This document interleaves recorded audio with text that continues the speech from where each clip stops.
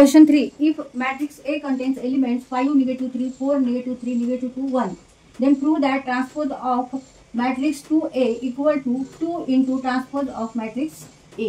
तर इथे आपल्याला हे प्रूव्ह करायचंय, हे सॉल्व करायचंय, हे शो करायचंय की transpose of matrix 2A equal to 2 into transpose of matrix ए.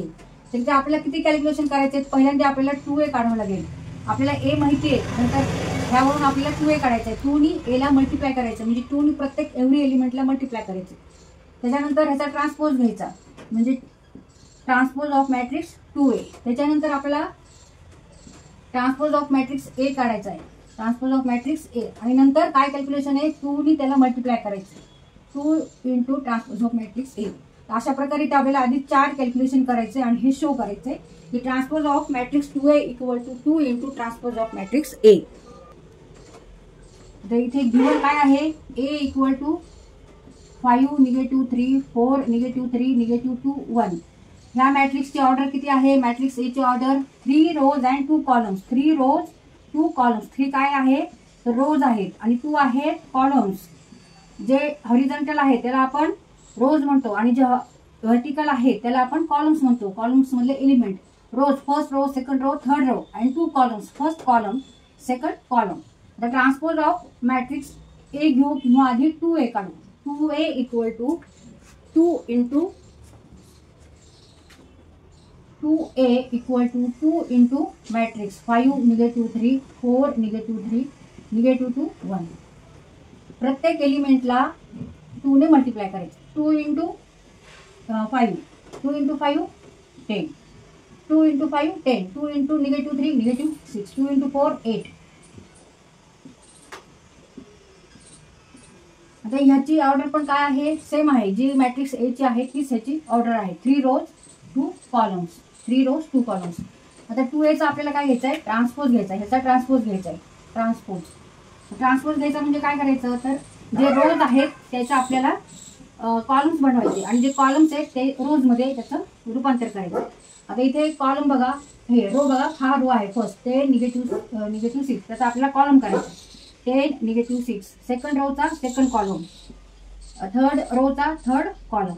आता ह्याची ऑर्डर बघा, इथे फक्त 2 रोज आहेत, 2 रोज आहेत फक्त आणि कॉलम मात्र 3 कॉलम आहे. तर त्याच्यानंतर आपल्याला ट्रान्सपोज ऑफ मॅट्रिक्स ए घ्यायचा आहे. ट्रान्सपोज ऑफ मॅट्रिक्स ए घ्यायचा आहे म्हणजे फक्त रोचे कॉलम. माझे इथे 5, निगेटिव्ह 3, 4 आणि 3 हे रो मध्ये आहेत, सेकंड रो. तर सेकंड कॉलम घेऊ. 4, negative 3, negative 2, 1. Transpose of matrix A चं ऑर्डर काय आहे? 2 रोज अँड 3 कॉलम. आता ह्याला कशाने मल्टिप्लाय करायचंय? 2 ने मल्टिप्लाय करायचंय. ह्याला कशाने मल्टिप्लाय करायचंय? 2 ने मल्टिप्लाय करायचंय. तर हे आपण कॅल्क्युलेशन करून घेऊ. 2 इंटू ट्रान्सपोज ऑफ मॅट्रिक्स ए म्हणजे 2 इंटू 5, 4, निगेटिव्ह 2, निगेटिव्ह 3 अँड 1. जे मल्टिप्लाय करून घेऊ आपण. 2 into 5 10, 2 into 4 8, 2 into negative 2, negative 4, negative 6 and 2. ह्याची ऑर्डर बघा, 2 रोज अँड 3 कॉलम्स. तिथे आपण 2 into transpose of matrix A and transpose of matrix 2A. हे दोन्ही सेम आहेत का नाही बघायचे. Transpose of matrix 2A and 2 into transpose of matrix A. तर हे दोन्ही सेम आहेत कारण करस्पॉन्डिंग एलिमेंट्स हे सेम आहेत. ऑर्डर सुद्धा दोन्हींची सेम आहे. 10 आहे इथे पण 10 आहे. 8 आहे 8 आहे. निगेटिव्ह 4, निगेटिव्ह 4, निगेटिव्ह 6, इथे पण निगेटिव्ह 6, निगेटिव्ह 6, निगेटिव्ह 6, 2 आणि 2. ऑर्डर पण सेम. देअरफॉर ह्याला आपण इक्वेशन फर्स्ट म्हणू इथे आणि ह्याला आपण इक्वेशन सेकंड म्हणू. From 1 and 2 transpose of matrix 2A equal to 2 into transpose of matrix A. LHS equal to RHS. दोन्ही मॅट्रिसेस हे सारखे आहेत.